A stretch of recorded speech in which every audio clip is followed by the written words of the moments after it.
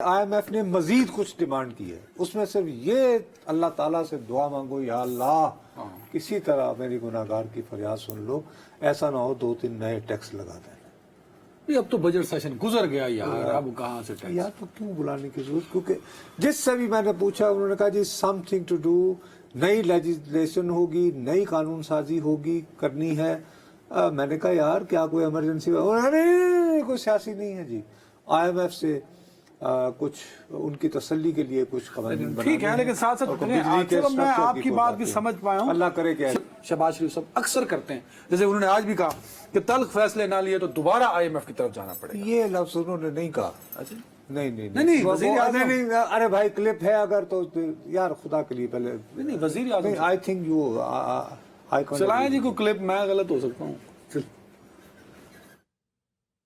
ہمارے جو بہت قابل محنتی وزیر خزانہ ہیں، ان کا آج بیان بھی چھپا ہے کہ اگر ہم نے ریفارمز نہ کی، اگر ہم نے بڑے کڑوے فیصلے نہ کیے تو پھر جو 3 سال کیا اس کے بعد بھی پھر خدا نخواستہ ہمیں آئی ایم ایف جانا پڑے گا۔ میں سمجھتا ہوں کہ وہ ڈوب مرنے کا مقام ہوگا اگر 3 سال بعد پھر دوبارہ ہم آئی ایم ایف جائیں۔ یہ اصل میں آپ کو نہیں کہہ رہے ہیں، میں مذاق نہیں کر رہا ہوں، یہ کہہ رہے ہیں اپنے وزیر خزانہ کو۔ نہیں واقعی یار تم نے سنا نہیں، انہوں نے یہ کہا ہے کہ بڑے قابل، آپ نے آئیڈیٹ تو نہیں کیا بھائی صاحب میں کیا دوبارہ چلاؤں؟ انہوں نے کہا ہے کہ بڑے قابل، بڑے محنتی ہیں۔ اس کے بعد انہوں نے کہا کہ کیونکہ وہ کہہ رہے ہیں نا کہ اسی مہینے، یہ لفظ انہوں نے کہا تھا کہ یہ اگر ٹیکس نہیں دیے گئے تو دوبارہ جانا پڑے گا، کل چھپا اخبار، ٹھیک ہے نا؟ اور انہوں نے اس بیان کا حوالہ دیا، اس کے بعد انہوں نے کہا ڈوب مرنے کا مقام ہے۔ یعنی موصوف اگر آپ ان 3 سالوں آپ میں غلط کانٹیکسٹ بنا رہے ہیں، ایسا نہیں ہے، وہ کچھ اور کہنا چاہ رہے تھے، وہ اتنے لوگوں کے بیچ میں تھوڑا وہ اوپر نیچے۔ نہیں ایسی بات نہیں، میں پولی تھا پر ایڈی بھی نہیں۔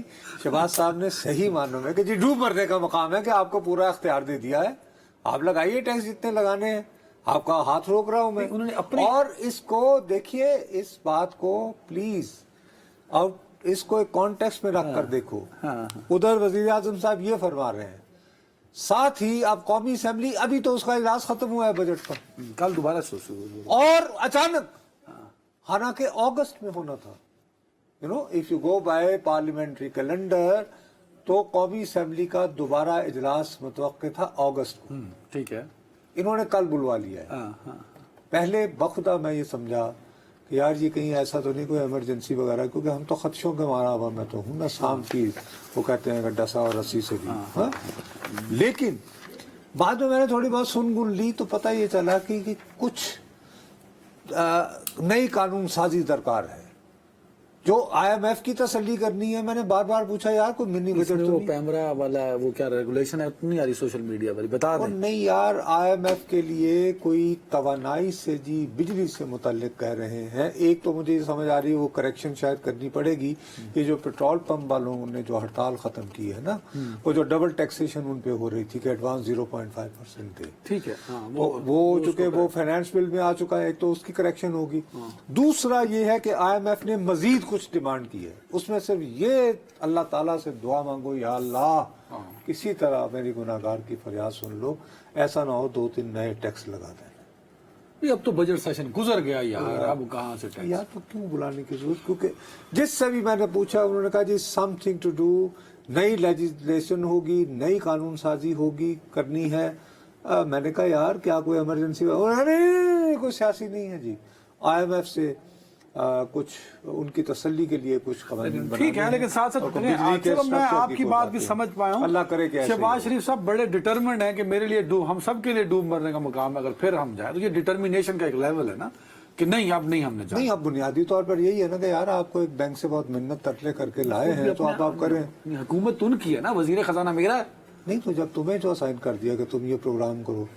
ویسے گال سن، جن کو مہنگائی ہو چکی ہے نا، میں مذاق نہیں کر رہا، ویری سیریس، یہ مقام وہی ہے جس کا وہ ذکر کر رہے ہیں۔ نصرت صاحب 20,000 تنخواہ ہے اور 25,000 بل آیا ہے۔ وہ ایک الگ ایک قصہ ہے، وہ میں آج ایک سیگمنٹ اس پہ کرنا چاہ رہا تھا، لیکن جو میں آپ کو گھر کا راشن لینے جائیں نا نصرت صاحب، او بھائی صاحب، جب میں اس طرف آتا ہوں آپ کہتے ہیں جی نہیں، پھر میں آپ کو بیرسٹر دیکھو بہت ساری ابھی بھی ایسی گنجائش تھی کہ آپ کہیں نہ کہیں عوام کو ریلیف فراہم کر سکتے تھے.